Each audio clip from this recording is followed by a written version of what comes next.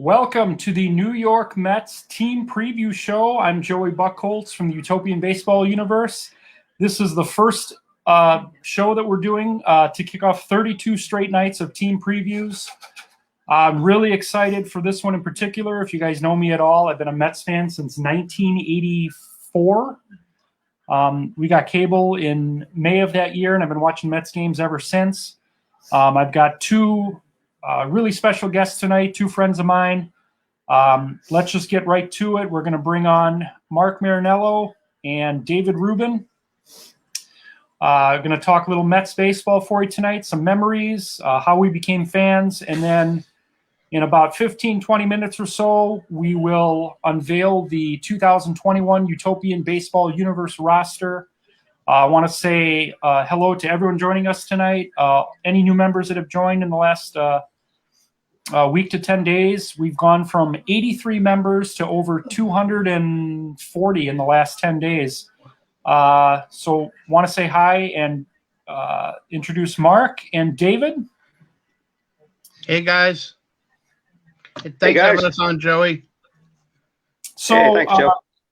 You're welcome. So I'm kind of unusual. I live in Milwaukee, Wisconsin, a little north of Milwaukee, and I became a fan of the Mets almost by accident. It was just the game that was on cable the day that they installed it, and I just haven't stopped watching since. Mark, tell me how you became a fan. Wow. I have to go back to the early 1970s. I used to go with my mom to church every Sunday, and we would stop off and get a package of the old Wacky Packs cards. Nice. And one day we saw the packages of the Topps cards, and I was 5 years old, and I said, "Mom," I said, "that looks really cool. Let's get one of those." Okay, so I opened the cards, and the first card I saw was a Met, Wayne Garrett. Nice. And I love the colors. I love the uniform. And since then, I'm hooked. Love the Mets. What about you, David? In 1968, I used to watch like kind of here and there with my dad and here and there with my grandfather. And Nolan Ryan was I was telling you last night, Nolan Ryan was the first player I ever understood. But I was watching Tom Seaver pitch. I was 4.5 years old. My dad said, "This guy is just amazing. You got to watch what he does. Every time through, every pitch, he repeats his motion exactly the same." I had no idea what my dad was talking about. He said, "Okay, tell you what, watch his knee." So in the first inning, he was wearing clean pants. By the second inning, his knee was completely full of dirt. And he was explaining to me why that was happening. So my dad had me try to pitch. The very first time I didn't throw it the way 50 Cent did, but I fell down because I tried to do Seaver's motion, right? Awesome. So my dad literally held me, and I learned how to just go through the motion. So hated pitching, so of course I became a catcher. But I was crazy into baseball cards when I found out what they were, like Mark did. Continental Avenue in Forest Hills, they had this great luncheonette. You can actually get a milkshake at a counter, and they had comic books and baseball cards. So every Sunday, my grandfather took me. We went to the bakery next door, and then I got a milkshake, and he said, "Have you been good this week?" What's a 4-year-old kid going to say? Of course I've been good, right? So every Marvel comic on the stands, no problem. They were only 10 cents a pop then. It wasn't like a big deal. And then there were baseball cards. And the very first pack I opened, I didn't get a Met, and I was really disappointed. So my grandfather was smart. He said, "Hey, go drink your milkshake. I got to go talk to the owner of this place." And they were friends. And we got home, and on the way home, we pulled in the parking garage, and he gives me another pack. And I open it up. Sure enough, there's a New York Met in the pack. Ron Swoboda, the very first Met I ever pulled out. Nice. And I remember my grandfather said, "That guy is all thumbs." And again, I was 4. I had no idea what he was talking about, right? So we used to kid him couple of years later because, of course, Swoboda made one of the most important catches, as we know, in Met history. So I think I was 6 years old, and I said, hey, it was like a year after World Series. I said, Grandpa, you remember you told me this guy was all thumbs? And he looks, he starts hysterical laughing because he knew exactly what this kid was going to say. So, I didn't even need to rip him. And I think that connection, that natural connection with my dad, that natural connection with my grandfather was what made me a lifelong fan. And if they had loved the Yankees, obviously I would have been a Yankee fan. Thank God I'm not. And I say that the way the Yankees players say, thank God I'm a Yankee, I say, thank God I'm not a Yankee fan. But that connection, that's what did it for me. Yeah. Nice. Now, I'm going to throw out a date, and I want you guys to tell me what your evening was like on October 25th, 1986. Like when I say that date, I'm going to have you guys go first because I'll get choked up. Tell me about that night. Okay. Dave, you get first. Okay. No. So I was at Stony Brook University, right? And I had gone to I went to one playoff game against the Astros. Best series still. Better than the World. That was the best series I've ever seen in my life. I don't think I'll ever see anything that exciting again, and I hate you, Mike Scott. And so I was at Stony Brook University, and I went to Game 6. Wanted to go to Game 7, could not do it because I had a couple of tests that I had to deal with, and so I was at school, and I was in a suite with a Red Sox fan from Pawtucket, Rhode Island, with a Yankee fan from the Bronx, with my roommate who was from Nigeria, and I was feeling very, very lonely that my team is in the World Series and I have a Red Sox fan. So I literally put my Met hat on. I went around the entire dorm, and I found 3 other Met fans that said, come on, I'll buy you pizza. Just come watch the game with me. We went through, I think, four pizzas that day, meaning 4 deliveries. We had a delivery 2 hours before game time. We got the second delivery as the game started. We had a third delivery we ordered. It came in the 5th inning. And then we had popped cheap champagne and Meisterbrau beer like crazy afterwards. I was pouring it on everyone. It took me 3 days to clean that damn suite up afterwards, but it was worth it. And we went through a 4th pizza, and by a 4th delivery, I should say, about 12 pies. And by the time that last pie was being eaten, I was so drunk in happiness. I was so drunk from the alcohol, and I was, more importantly, I was just so enjoying life. It was like that moment where nothing else exists, right? That incredible moment that you savor, and you can close your eyes. And like your whole life, no matter what happens, you can always close your eyes and go back to that moment when the Mets win the World Series and you see Jesse Orosco. And I have a signed photo of that on my wall. And I just, every couple of days, I just look at it and I just say, if the Mets never got in another time, they never win another series, that will be the most important. Because although I reminisce and romance the 69 much more, I only lived that as a kid. Yeah. I was a full-grown adult when the Mets won the 86 series. So I don't think anything could mean as much because I knew those players. There were players my age on that team. So it was a very different feeling than being a 5-year-old kid, not quite understanding that this doesn't happen every year, and then all these years later, it's our own.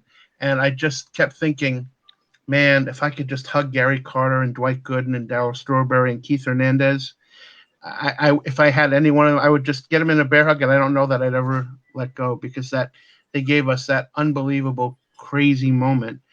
And I just remember the next day hating life because I was so drunk and hungover and had such a mess in that dorm, but it was so wonderful. And, there was no internet, sports phone was the only other way you got information. So I kept that TV on all day long. I was in Stony Brook, right? So I wasn't home in Long Beach. I wasn't in Queens anymore. So the TV wasn't so great, and the local stuff wasn't great. So at 5 o'clock and 6 o'clock and 11 o'clock, and no matter what else was happening, I was at that TV just seeing the moments again and just enjoying it again. until I realized that my dad taped every single game. And so the next weekend I went home, got those videotapes, and I think I probably watched those games on VCR probably 30 times easily, you know. Yeah. What about you, Mark? Tell me about your thoughts about that night. Well, I have to change caps for this one. Oh, okay, I'll change caps. All right, because I was there, fellas. I skipped 3 college exams.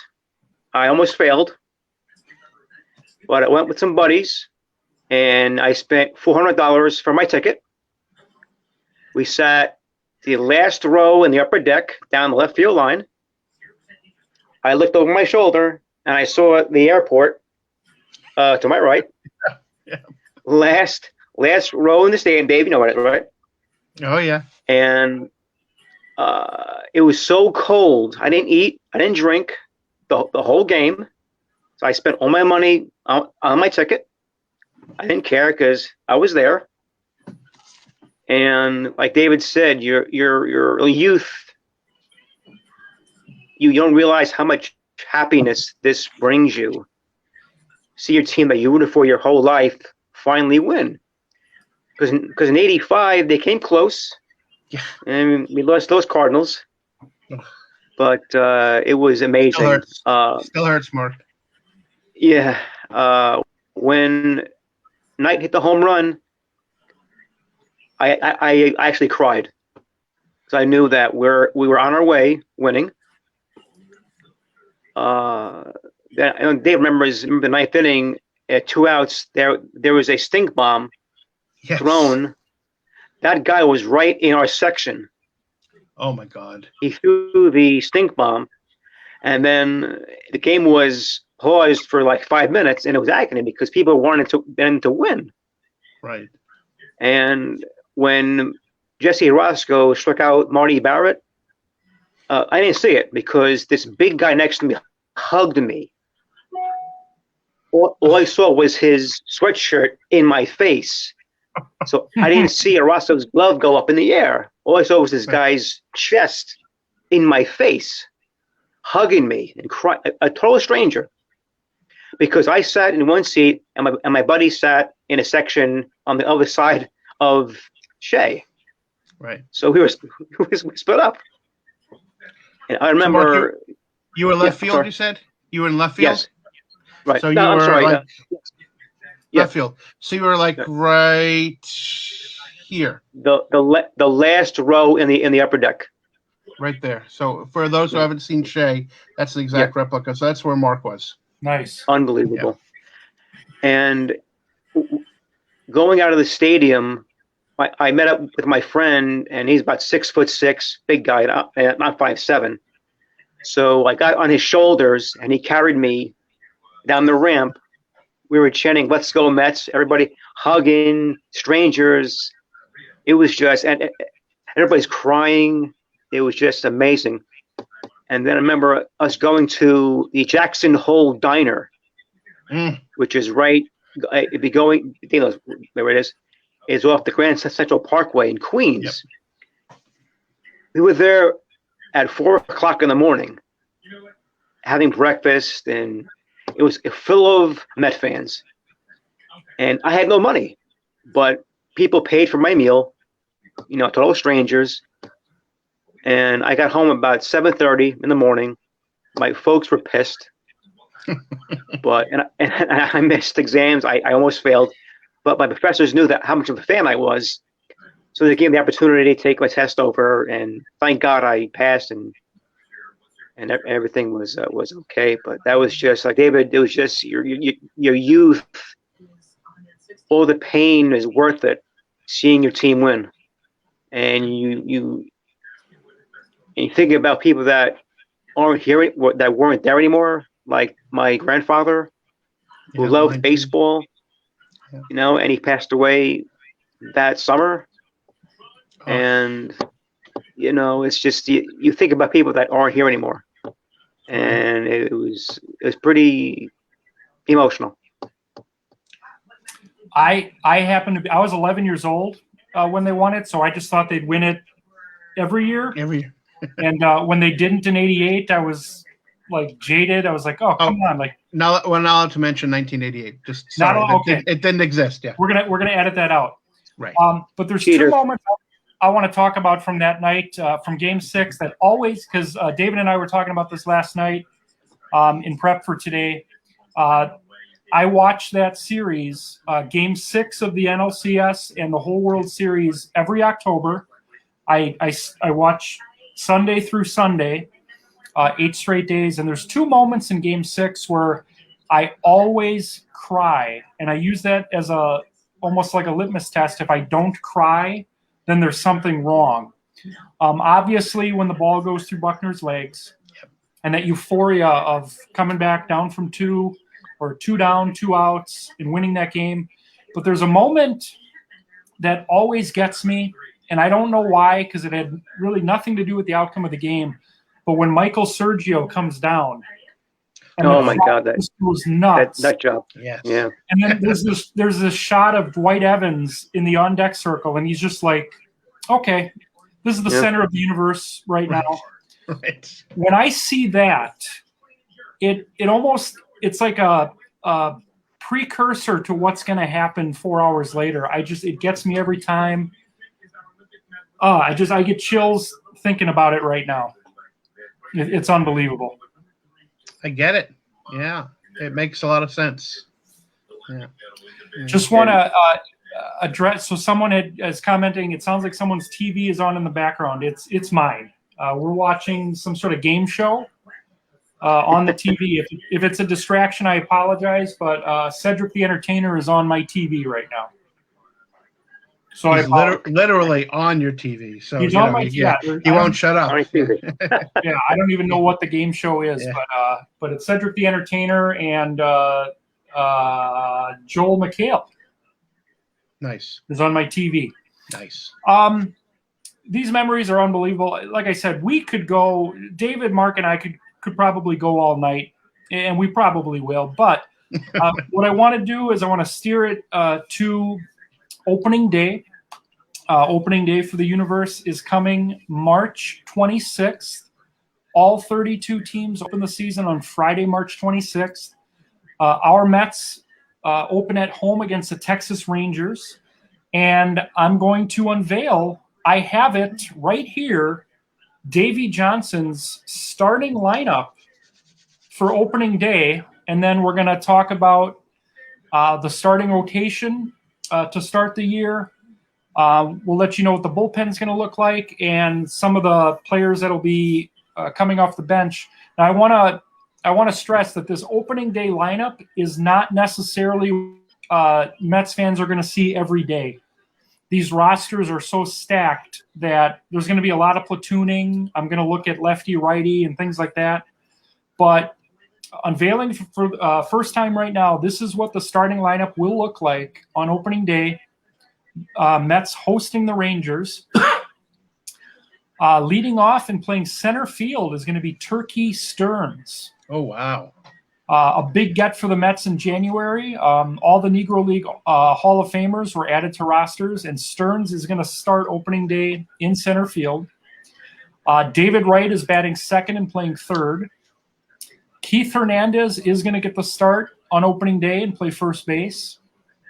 Mike Piazza batting cleanup and catching. Darryl Strawberry in right batting fifth. Left fielder on opening day will be Michael Conforto. Jeff McNeil will play second base and hit seventh. Jose Reyes is going to hit eighth and play shortstop. And batting ninth and getting the ball that night will be Tom Seaver. Who? Tom Seaver. Oh, okay. So Seaver, this is an interesting game because Seaver beat Yu Darvish. I posted that game last night in the group. Look at that. Yo, Joe. Yeah. If I can. Yes. David is a Tom Seaver nut. Yeah. He has a billion Tom Seaver things in his room. So. Yeah. Yeah. Yeah. I got a nice tour of that room last night, and there might be a show in the future where we just look at David's room. No, we would have to look at David and Mark's, because And my very shy friend over there has one of the most incredible Met memorabilia collections you will find on this planet. He shares it every day on his Facebook. Not enough. It's unbelievable. Yeah. I don't know. It could be like Utopian Baseball Universe cribs. It'll just be, take you into these rooms. So what do you guys think of the starting lineup opening day against the Rangers? I love Turkey Stearns. I wish the opening catcher was John Stearns, so we could have two Stearns, and even with the E, so we have two Stearns in that lineup. But interesting. Conforto playing kind of out of position, but it's interesting with his arm.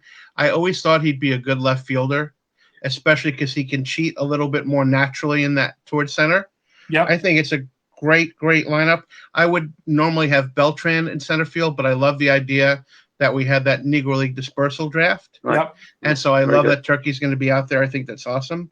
Solid. I don't know about the pitcher, though. He, that Seaver character, he can be a little unreliable at times. He's only probably going to get you 22 wins. His ERA is only going to be about 2.4. He's only going to strike out about 250. So, maybe you could do better. We'll see. We'll see. So Yeah. I'm glad you mentioned Beltran, because I tell everyone that joins, the hardest part of creating this 15 months ago was building these rosters. There's going to be guys, obviously, that are left off, but we brought in the Durham Bulls and the Montreal Expos to make it 32 teams. And Beltran is a member of the Durham Bulls in 2021. So it'll be interesting to play each other. Okay. As far as the starting rotation, each team is going to have 7 starters, but they're going to have 5 in a rotation, and then depending on how they do throughout the season, will determine if they stick around or if they get replaced. But the Mets are going to start the season with Tom Seaver as their ace. Jacob deGrom will get the ball on day 2. Doc Gooden will pitch game 3. And then their next series after Texas is the Houston Astros. The next 2 starters in that series will be Noah Syndergaard and Jerry Koosman, with Ron Darling and Steven Matz as adding depth if needed in the future. They'll start the season in the bullpen. What are your thoughts on that rotation for the Mets? I would love to grab John Matlack if there's a possibility to sub him in there. Maybe if we can make a trade further down the line. I just don't want to rely on Matz. Noah coming back from Tommy John surgery. I think he's got a lot to prove, and I think potentially he could be a great 5th starter. But it's interesting that Jake is coming after Seaver. The reason I say that, I think the generation that is coming to baseball in the last 10 years or so, for them to understand how great Tom Seaver was, imagine Jacob deGrom.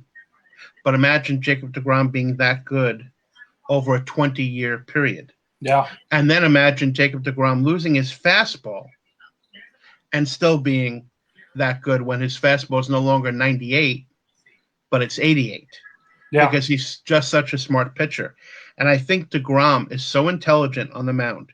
He comes in with that same kind of determination, that same kind of game plan. He doesn't get thrown off. Matt's biggest problem is mental. He's got great stuff, but he gets 1 or 2 hits off him. He gives up a homer, and then he just loses it. Yeah. And deGrom has that great poise on the mound. Yeah. Love watching him pitch. He's a master.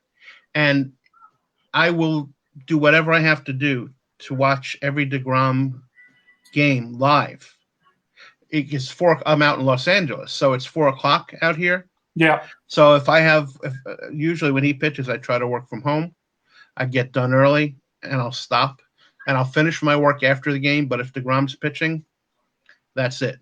I think having a 1, 2, 3 of Seaver, DeGrom and Gooden. No. Yeah, it almost doesn't matter, Mark, who we're going 4 and 5 at that point, right? How are you going to beat a rotation like that? No, it's an unbelievable rotation. For what it's worth, and I have the stats right here, the Mets did finish first in the Utopian baseball universe last year in pitching, and they were 24th in hitting. So they do have some room for improvement there. That sounds like the Mets, though. Yeah, it does sound like the Mets, but bringing in Stearns, I think, is going to help with that, especially at the top of the order. Right. The bullpen this year, not too many changes from last year. John Franco, Jesse Orozco, Dylan Batanis, Turk Wendell, Dennis Cook, Roger McDowell, and Seth Lugo. And again, creating these rosters is impossible because you're always going to leave someone off.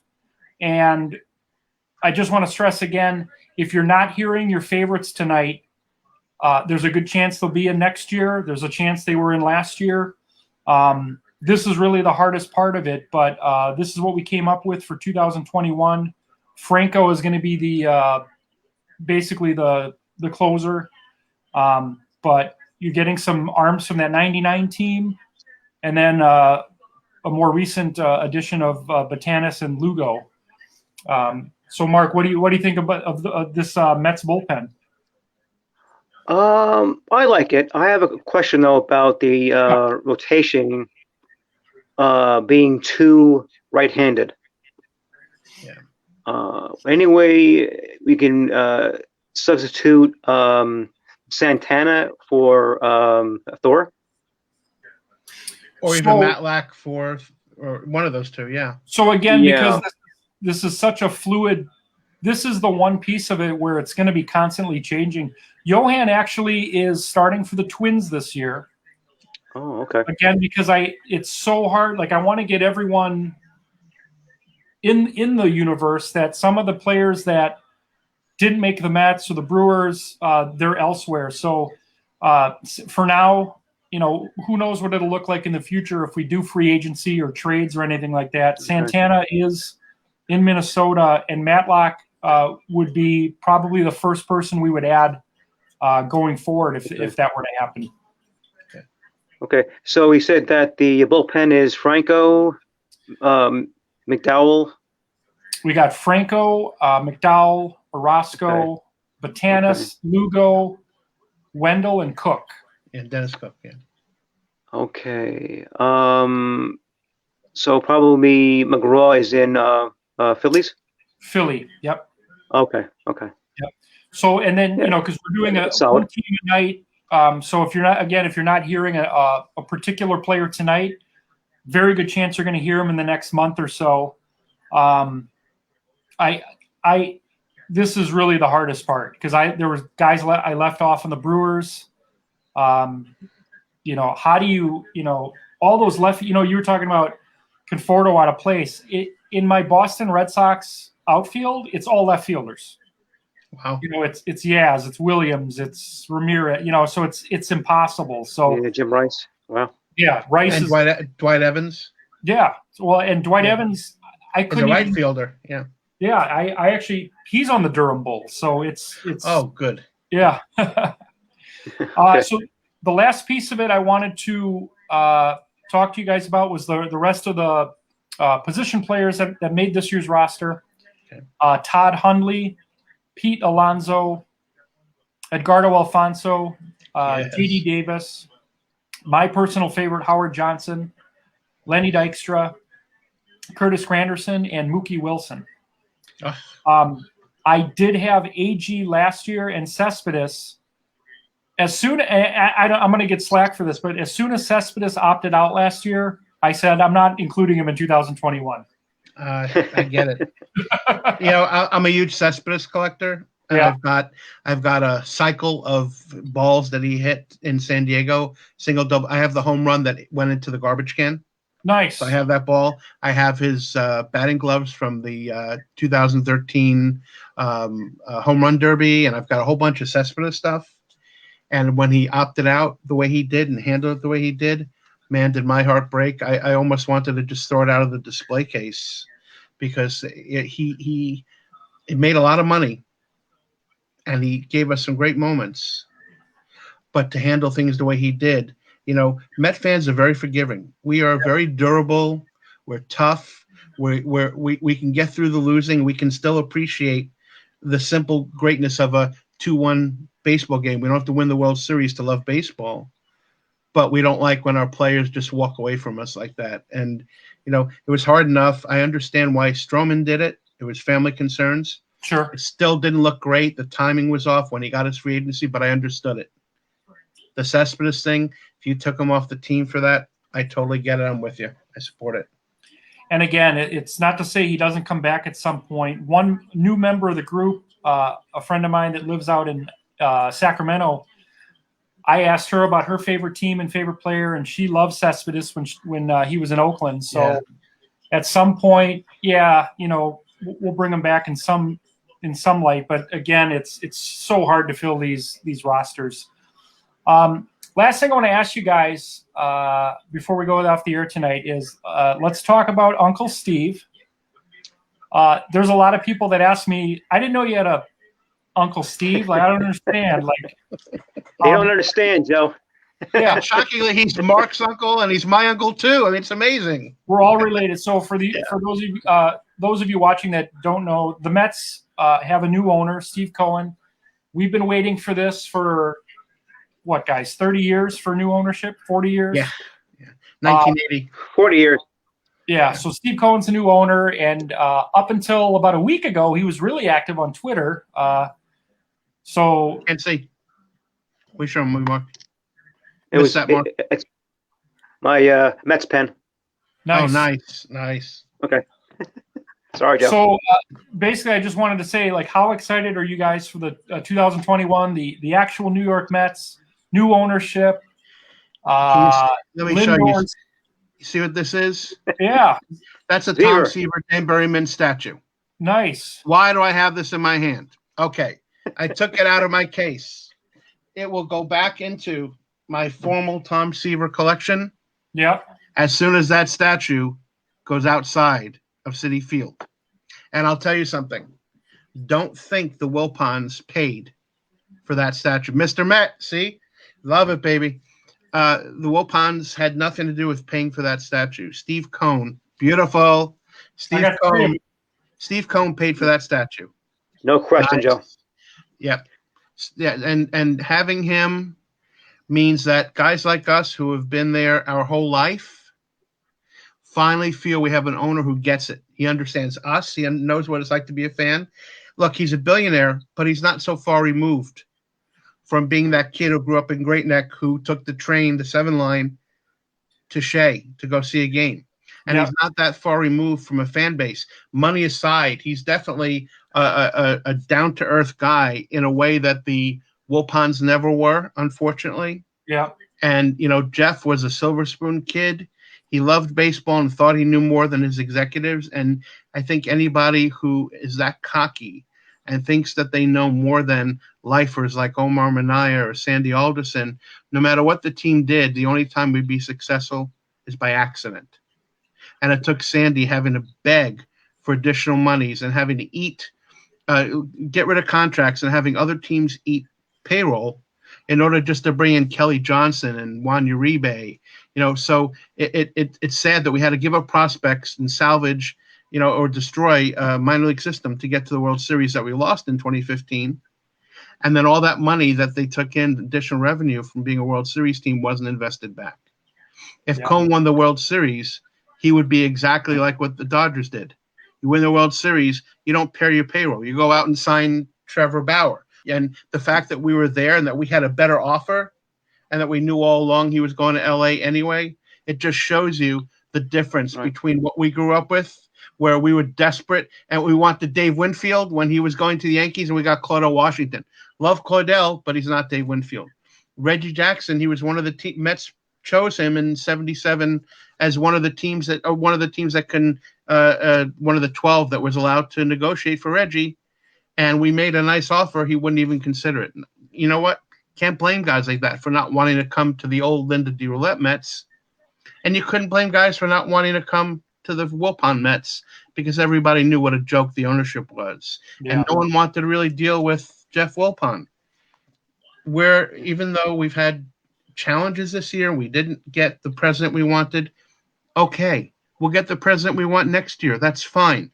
We've been patient. We've been waiting all this a long time.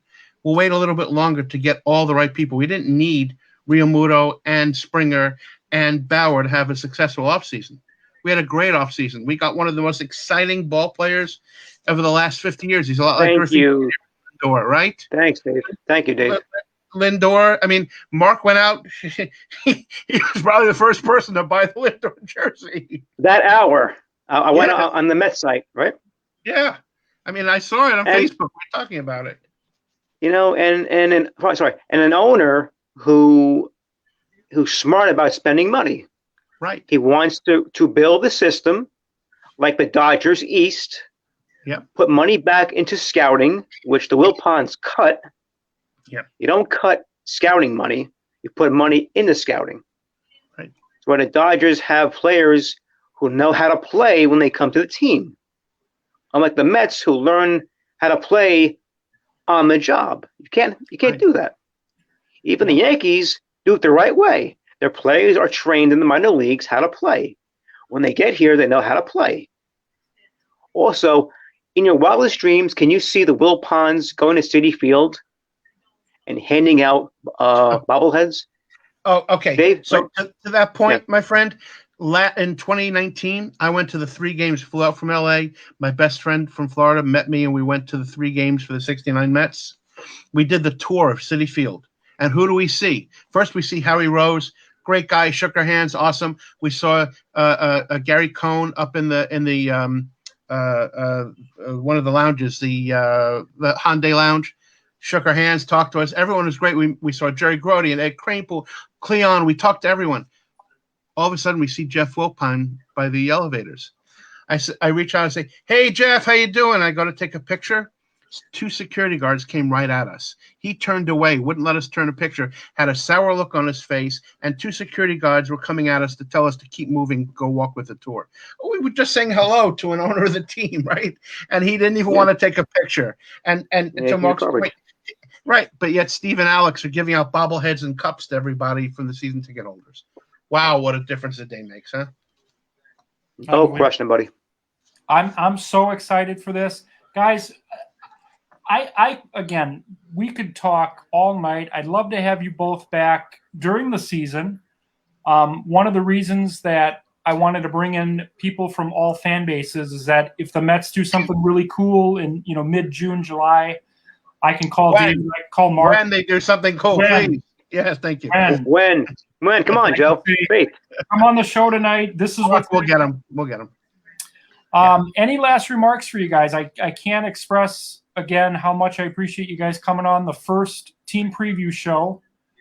Thank you. We'll definitely do it again. I would love to do like something this summer where the 3 of us cue an old game, and obviously we probably can't show it, but like people can watch us watching the game. That would be awesome. Oh, a comment. Oh boy. Yes. It's gonna be break out the Rango, my friend. Right. Oh my. Yeah. Listen. We can figure it out. We'll need some Rango beer. Yeah. And I'll have to get some warm RC Cola with those little plastic wrap yep. top. Yep. Yeah, we'll get those. We'll be ready to go. Hey, and Joey, those, I want to yeah. Oh, okay. Go ahead, Mark. And and those dirty pretzels. Remember they sold them outside? Yeah. They're the best, though. One would feed 3 people. They were so big. Yeah. I have to say one other thing, Joey, about the new ownership. Yeah. Mark and I have friends who work for the Mets, and we know people who were laid off. Over and the first thing that Cone did was bring them all back and give money to those people who were not getting anything. And and so we can talk about the players all we want. We could talk about people want to go into Cone's background. They want to dig up the dirty laundry and all that stuff. Something. That's business, and that's things happen in business. Don't have to agree with them, but it's a matter of fact they happen. When you run $1 billion company, you're not going to know and be responsible for every little thing that happens. But he was a man, and he stood out in front of it, and he was great that way, I think. But more importantly, here's a small thing: he hasn't made a penny with the Mets yet. he took $2.4 billion out of his pocket. He's already putting money into it. And what is the first thing he does? He addresses the number one piece that's going to make guys like us happy. He took care of the on-the-ground personnel, the people who without them, we don't have a clean stadium to go to. We don't have food to eat. We don't have a stadium that's functioning. The players don't get taken care of. Nothing happens without those guys. That was Cohn's priority. He didn't do it for the publicity. He did it because we have a pandemic. He had the money, and it was the right thing to do. You got to give a lot of love to an owner who cares that much about us little people, right? And forget the Twitter and all the other things, but the people who are the lifeblood of that organization. You take care of them, man. I don't care if you did another big move the whole year. As far as I was concerned, that was a big win from where the Wilpons were. Yeah, if I can add, Dave, who, by the way, Jeff promised that he'll pay the salaries of the employees. He never did. Right. Never happened. Right. And the first thing that Steve did, he paid the ushers, the personnel, the guards. Right, Dave? First thing, people, all the back pay. Good man. Yeah. So if you're seeing this at any point, we love you, Uncle Steve. Yes, we sure do. Hats off to Uncle Steve. All right. Yes. So again, go ahead. No, I say, Uncle Steve, if you're listening, buy the Jets now. No, can't throw good money after bad or bad money after good. I'm kidding. I'm kidding. I'm a Giants fan. I'm sorry. All right, guys. Well, I want to thank Mark Mariniello, David Rubin for joining me tonight. The first team preview. Join me tomorrow at the exact same time, 7 o'clock. We're going to preview the Arizona Diamondbacks. We'll probably go about 20 minutes tomorrow. For the Utopian Baseball Universe, this has been Joey Buckholtz and Mark and David saying good night, folks, and we'll see you tomorrow. All right, guys. All right, thanks, Joey. Thanks, Mark. Bye, Dave. Bye, bud.